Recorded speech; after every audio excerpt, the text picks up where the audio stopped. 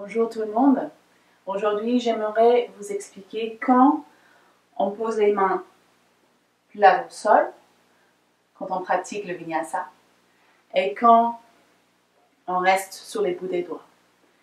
Peut-être que vous n'avez jamais pensé qu'il y a une différence entre les deux. Peut-être cette question n'existe pas dans votre pratique, mais dans la pratique que j'enseigne, il y a bien une différence entre les deux. Donc, il y a une règle, et la règle c'est, si on a besoin des mains pour la posture, c'est-à-dire que si je ne peux pas décoller les mains dans la posture, je dois garder les mains à plat. Si dans la posture je n'ai pas besoin de mains, je reste sur les bouts des doigts. Donc par exemple, si je suis en planche, les mains sont à plat au sol parce que j'ai besoin des mains pour la posture. Je ne peux pas décoller les mains et garder la posture. Si par exemple, au contraire, si je suis dans Ardha Hanuman, je reste sur les bouts des doigts parce que je peux décoller les mains. Je ne vais pas garder les mains plat au sol. Alors, maintenant la question c'est pourquoi? Qu'est-ce qui se passe? Pourquoi il y a une différence? La différence c'est les bandhas, hasta bandha, serrure énergétique des mains. Alors, puisque j'enseigne et je pratique une vinyasa énergétique, nous cherchons sans cesse les opportunités de travailler avec le prana, avec l'énergie.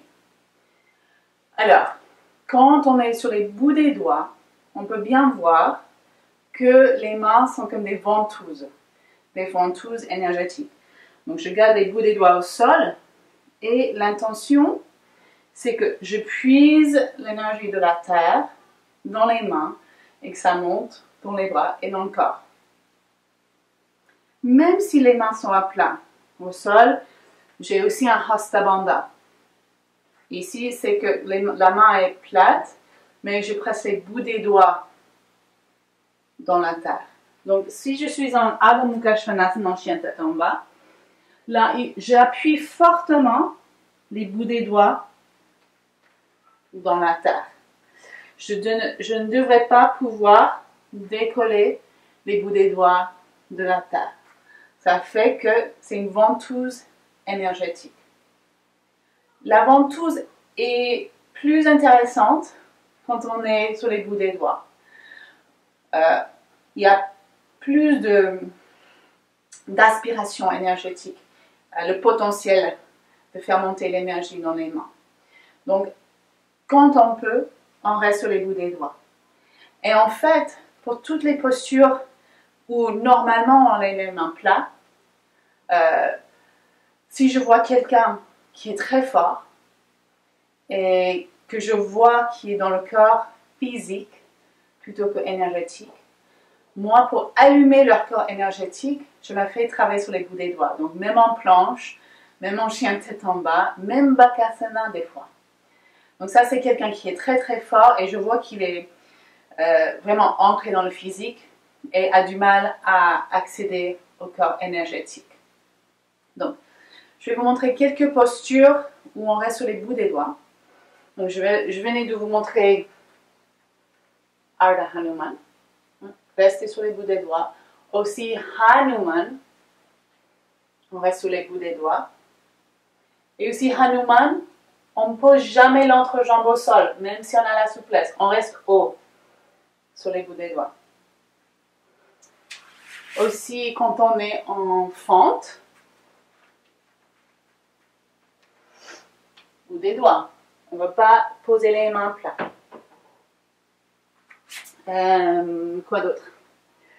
Pour moi, pour la préparation des guerriers, avant de monter en guerrier, donc par exemple, je me prépare pour guerrier 1, je viens sur les bouts des doigts et je commence à puiser l'énergie de la terre, je suis sur les bouts des doigts.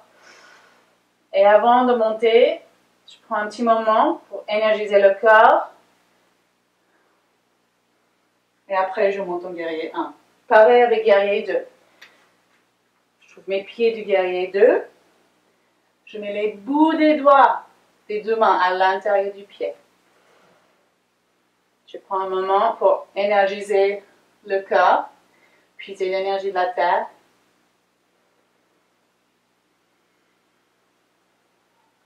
Et à partir de là, je trouve mon guerrier 2.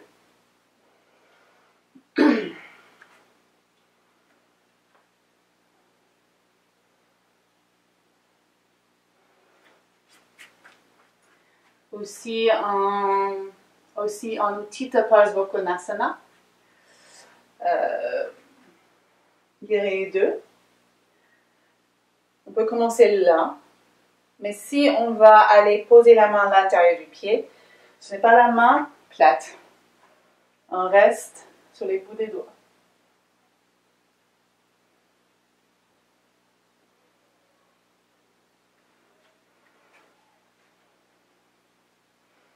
Okay. Donc, dans votre pratique, cherchez tous les moments où vous pouvez rester sur les bouts des doigts.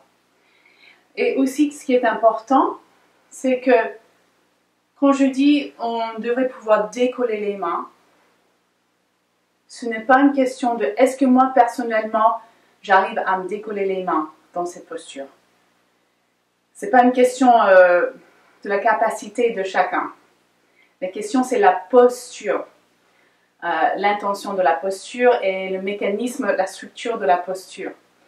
Donc par exemple, si vous allez vers Hanumanasana et vous sentez que vous avez une énergie qui va vers la terre et vous êtes sur les mains et vous dites mais je n'arrive pas à me mettre sur les bouts des doigts, ça veut dire que vous êtes trop loin dans la posture.